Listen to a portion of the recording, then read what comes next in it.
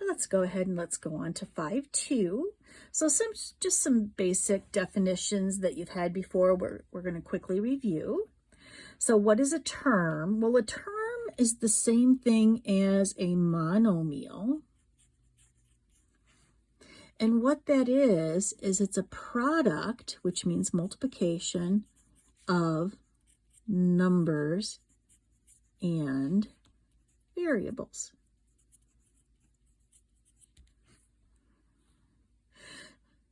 So a term would be something like 3x squared y, or negative 8 ab to the 10th c, or maybe 5. That would be a term.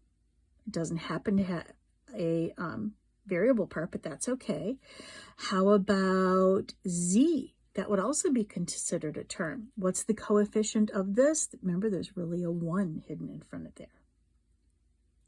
So speaking of coefficient, that's our next basic definition. So for a coefficient, what it is it's the number part of a term. So if I look at the terms that I have up here, my coefficient here would be a 3. My coefficient here would be a negative 8. My coefficient here would be a 5. And as we talked about a little bit earlier, my coefficient there would be a 1. Now, degree is something that I don't believe you've had.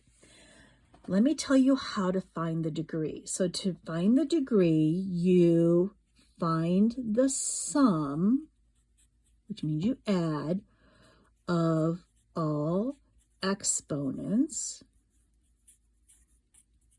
on the variables.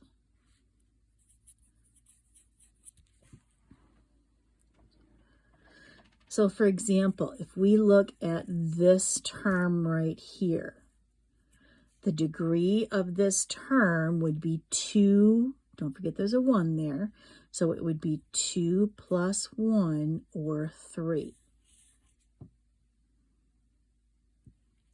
If we look at this one right here, remembering that there are 1s as exponents on both the a and the c, your degree of this monomial or term would be 1 plus 10 plus 1, or 12. This one's interesting. Well, if there are no variables, what do you think the degree of the polynomial is? It's 0.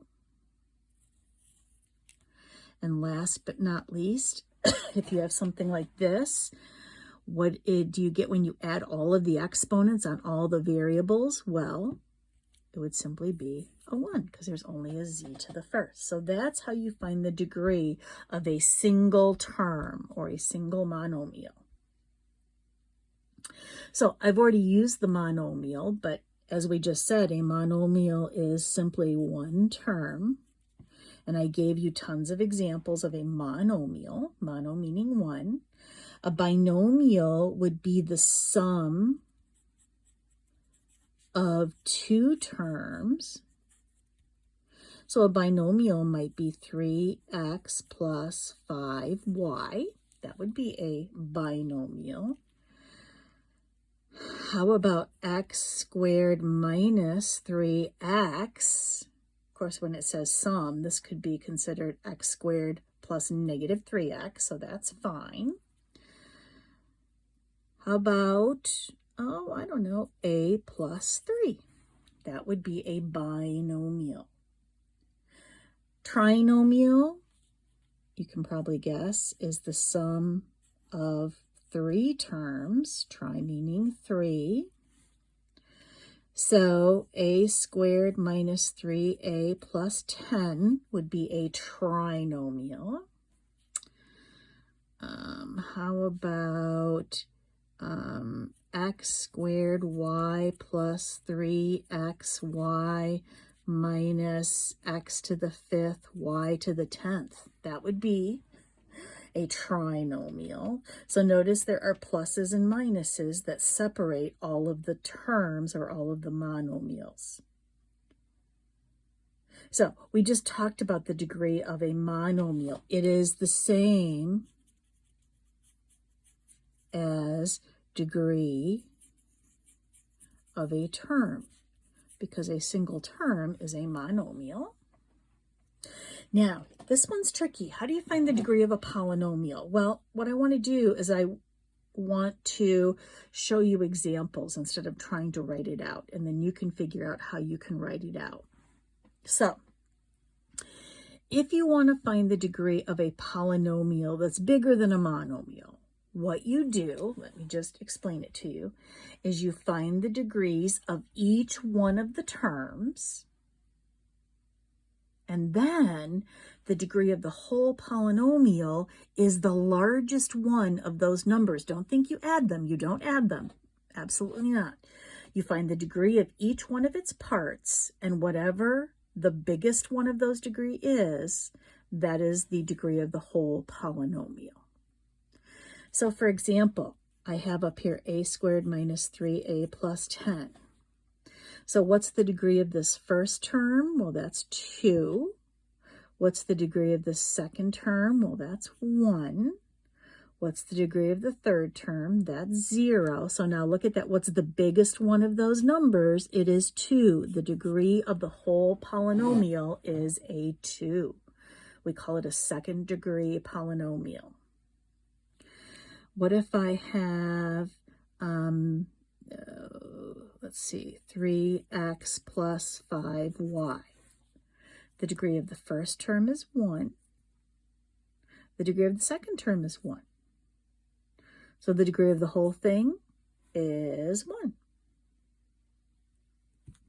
And finally, how about if we do this crazy one? X squared y plus 3xy minus x to the 5th y to the 10th. Move my paper so you can see that again. All right, so let's find the degrees of each one of its parts. So the degree of this first part, don't forget there's a 1 there, is 3. The degree of this part is 2. There's a 1 there and a 1 there. And the degree of this part is 15. What's the biggest one of those numbers? It's 15. The degree of the whole polynomial is 15. So there's how to find the degree of a polynomial. All right, so now that we have these polynomials, let's talk about how we can combine them. Well, the first thing we're going to do is add them. All you do is you add like terms. So we can add 2x squared and 6x squared to get 8x squared. Positive 5x and negative 8x, that's negative 3x. And then negative 2 and negative 8 is negative 10. And you're done. How about this one? Well, we may as well throw some fractions at you, because why not? So if I combine these like terms, what's negative 1/4 plus 3/4? Well, if I kind of use some scrap here, negative 1/4 plus 3/4, that's 2/4, which reduces to 1/2. So it's going to be 1/2 m squared. And then you have a negative 2m and a positive 7m. That's positive 5m. And then you're not going to get off that easy, because now we have a positive 1/3 and a negative 1/12. So darn it, we have to find a common denominator. The common denominator is going to be 12. To make this into a 12, top and bottom are going to have to be multiplied by 4. So now I have 4/12 minus 1/12, which is 3/12. What does that reduce to? 1/4. And there you go. Why don't you guys go ahead and do C on your own and then come back. Make sure you have the right answer.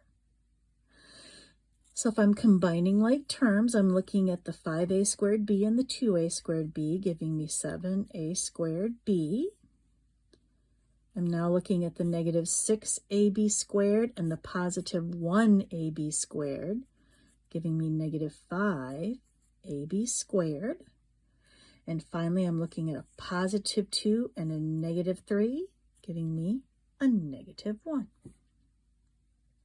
So we've been adding two polynomials. What do we do when we subtract? Well, the easiest way to do subtraction is picture the fact that there's a negative 1 out here in front of the parentheses and distribute it through. So 6a squared minus 2a, that's not going to change. Now here we go. Negative 1 times negative 3a squared is plus 3a squared. Negative 1 times positive 2a is minus 2a.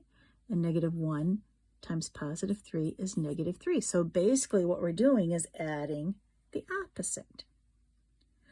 If I combine my like terms, you can see I'm going to have 9a squared, negative 2a, and negative 2a is negative 4a, and then the negative 3 trails along because there is nothing to combine with it.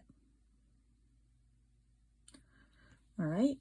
Let's go ahead and do this one. Again, think of this as a negative 1, and we're going to distribute it through. So the first polynomial, nothing changed.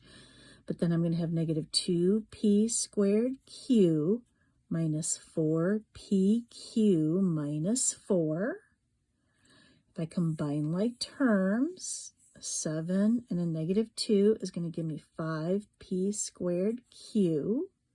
This negative 4pq doesn't combine with anything, but I have a negative 6 and a negative 4, which will give me negative 10.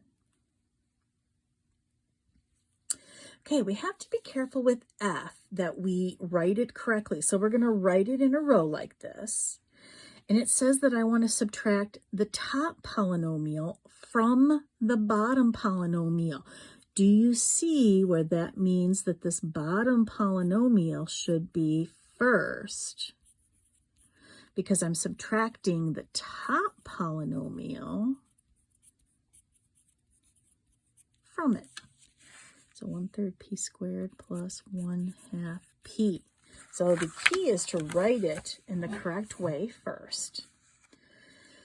All right, so now let's write it without the parentheses and let's distribute through a negative 1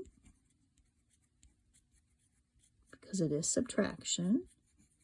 So minus 1/2 p cubed minus 1/3 p squared minus 1/2 p.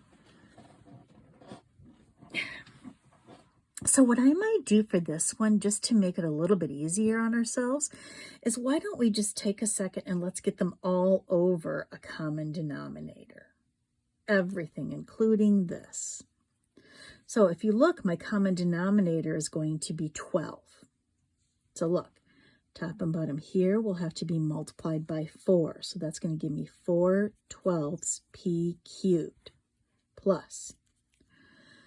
Top and bottom here, I need to make the bottom into a 12, so they're going to be multiplied by 3. So that's 9/12 p squared minus, well, this is really 1/1. That's going to be 12/12 p.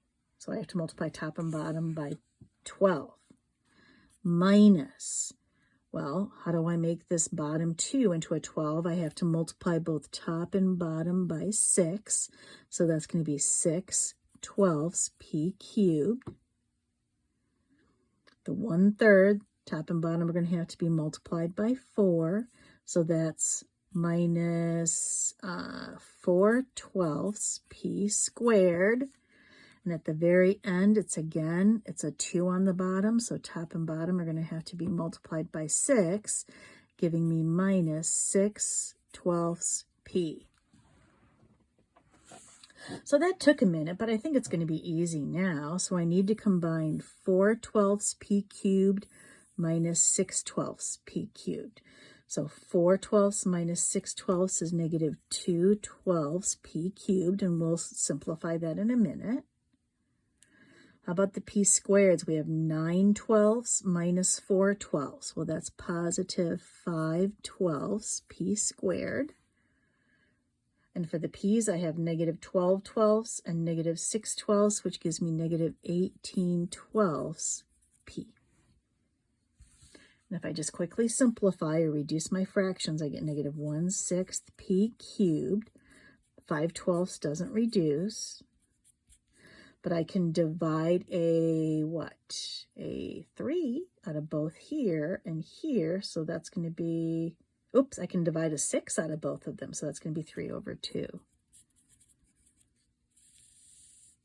How much fun was that? Don't worry, I'm not that cruel to you on your exams or your quizzes. All right, let me just take a peek and see what we're going to do. You know what? We're going to do a part 2 for this video.